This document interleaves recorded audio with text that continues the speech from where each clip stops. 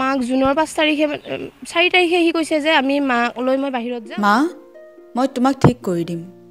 ভনীয়েকক কৈছিল তই চিন্তা নকৰিবি, মাত্ৰ 6 মাহৰহে ট্ৰিটমেণ্ট, মা ঠিক হৈ যাব। ভনীয়েকে নাজানিছিল মাকৰ কেঞ্চাৰ বেমাৰৰ বিষয়ে। দাদায়েকে ভাবিছিল চিকিৎসাৰ পিছত মাতো ঠিকেই হৈ যাব, পিছে কিয়নো তাইক চিন্তাত পেলাওঁ মিছামিছিতে।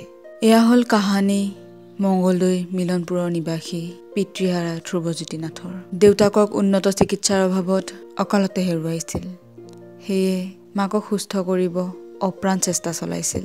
কিন্তু নেদেখাজনে কিবা বেলেগেই কাহানী লিখিলে।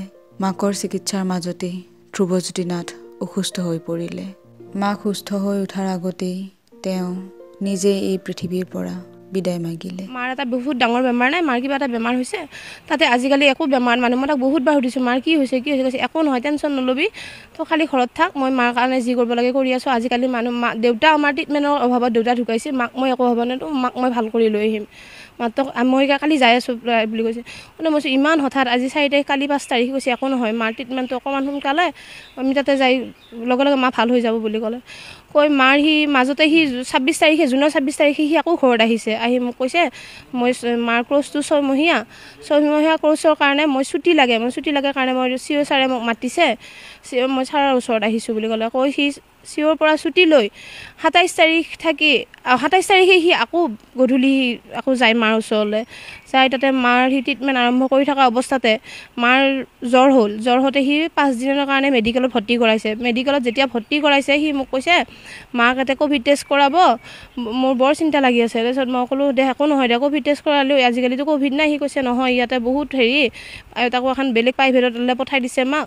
তাৰপিছত তাতে তাৰো জ্বৰ হওঁতে মাৰ কিন্তু ক'ভিডৰ ৰিজাল্ট নিগেটিভ আহিছে। তাৰপিছত তাৰ জ্বৰ হওঁতে সি কৈছে ৰিংকু মাকে যদি ভৰ্তি কৰাই দিছে মই আৰু ইয়াতে নেদেখাওঁ, মই ঘৰত গুচি যাম, মই তাতে ট্ৰিটমেণ্ট কৰিম, মানুহ আছে যদি পঠাই দিয়ে। মই ইয়াৰ পৰা মোৰ তাৰ ভনী জোৱাই লগতে আৰু এজন ল'ৰাক মই ইয়াৰ পৰা পঠাই দি এওঁলোক যাই নাপাওঁতে তাৰে অসম ভৱনৰ মানুহে তাক দেখাত তাৰ বহুত দুৰ্বল হৈ যায়, তাক হস্পিটেলত ভৰ্তি কৰাই, হস্পিটেলত আইচিউত থাকে। তাৰপিছত তাতে সি গম পাই যে তাৰ লিভাৰত তাৰ জণ্ডিছ তাৰ লিভাৰত পাইছে বুলি। তেতিয়া সি নিজে আৰু তাৰ কোনোবা ডক্টৰে তাক ক'লে যে ভাইটি তুমি AIGলৈ যোৱা হায়দৰাবাদ, তাতে তোমাৰ ট্ৰিটমেণ্ট হ'ব আৰু সেইটো ট্ৰিটমেণ্ট বহুত ভাল। সি তেতিয়া লগে লগে আকৌ ঘৰলৈ ফোন কৈছে মই AIGত যাম, মাক ইয়াৰ পৰা লৈ যোৱাৰ ব্যৱস্থা কৰিম, আৰু কি বুলি কয় মাৰ ট্ৰিটমেণ্টটো লাগে মই ভাল হৈ যায় আকৌ মাক লৈ আহিম, মই AIGত যাম বুলি কৈ সি 13 ঘণ্টা বাদ সি AIGলৈ আহে, এম্বুলেঞ্চেৰে তাক AIGলৈ লৈ আহি AIGত ভৰ্তি হয়। AIGত ভৰ্তি হৈ থকা অৱস্থাত মই যোৱাকালি সন্ধিয়া গম পাইছোঁ যে সি ঢুকুৱা বুলি কালি সন্ধিয়া গম পাইছোঁ।